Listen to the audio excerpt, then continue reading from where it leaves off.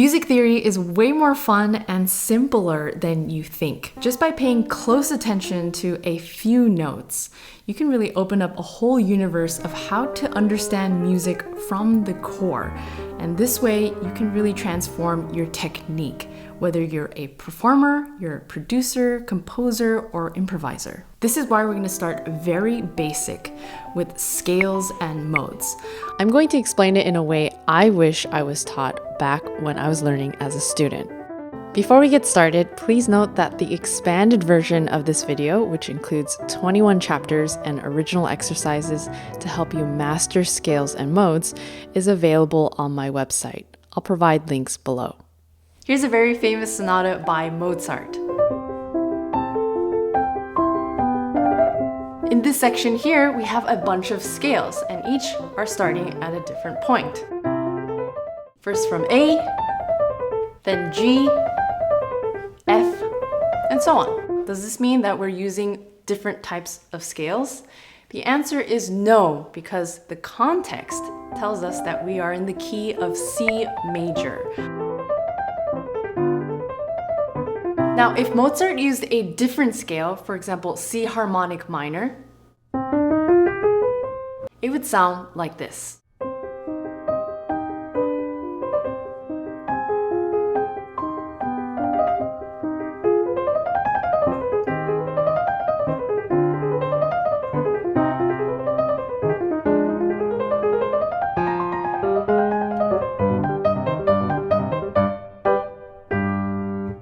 A great way to learn scales is to divide them into two parts. Work with 4 notes at a time, which we call a tetrachord. Now, don't get thrown off by that label. It's a bit confusing because it's not actually a chord, but 4 tetra notes. Tetrachord. Here are the common tetrachords to know. The major tetrachord, minor tetrachord, harmonic tetrachord, and the chromatic tetrachord. Now looking at C major, it's made up of 2 major tetrachords. And the distance between these two is a whole note. A very famous example of a minor scale is Bach's toccata. Bach was most likely thinking of this scale because of that raised 7. This is what it would sound like if he was thinking of a natural minor scale.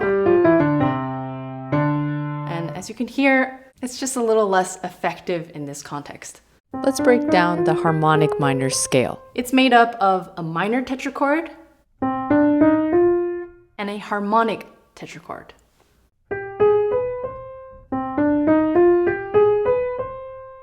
Going back to our Mozart example, if we were to use the notes of the C Lydian mode instead of C major, it might sound like this.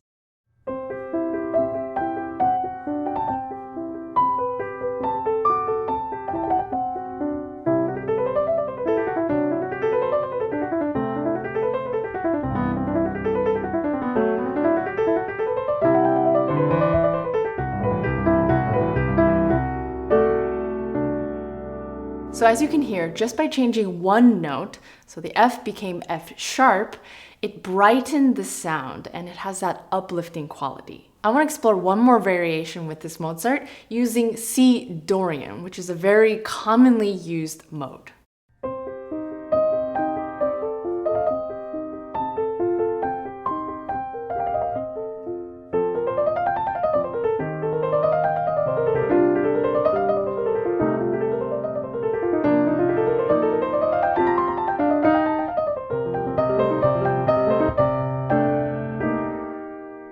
So what's the difference between a scale and a mode? Different cultures and regions named the same set of pitches very differently. What's confusing in the context of Western music is that the scales as we know them are actually part of church modes.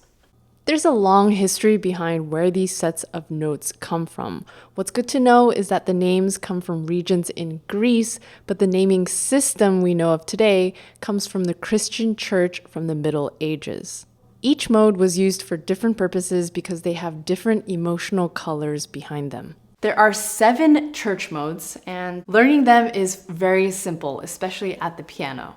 We're only going to use white notes, starting from C Ionian. We're going to shift over one note and start from D, and we have D Dorian, E Phrygian, F Lydian, G Mixolydian, A Aeolian, and B Locrian. When I play them like this, it's kind of hard to hear the differences between each one. So let me demonstrate each mode again. C Ionian,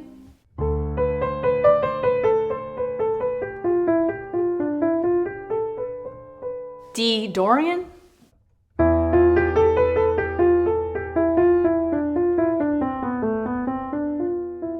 E Phrygian,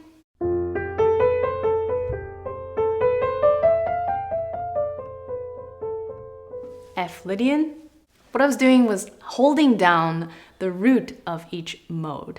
And by doing this, you can always have a reference to the center of gravity. And also I was trying to highlight certain intervals and spacings that are unique to that mode.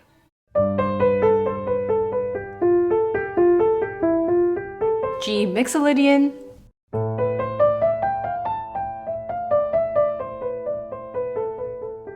A Aeolian,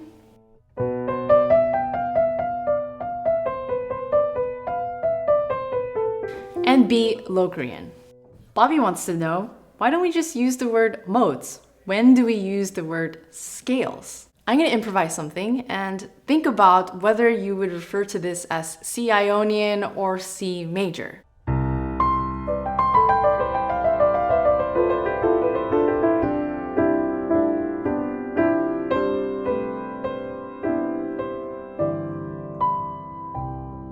I would personally call this C Ionian because I'm not focused on the tonal language that's more associated with the key of C major. I'm also using different spacings that really just emphasize that interval of the major 7th, and I'm emphasizing that C as a pedal tone. In contrast, something like this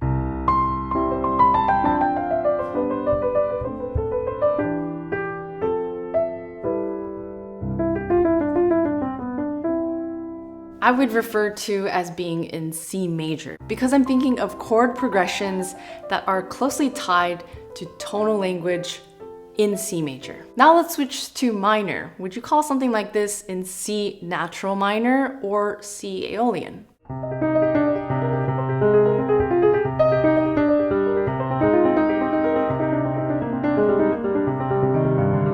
I would refer to it as in C Aeolian because again, I am really emphasizing that pedal tone of the C, and I'm moving around, not really thinking about chord progressions, but really focusing on the color of C Aeolian. In contrast, listen to this.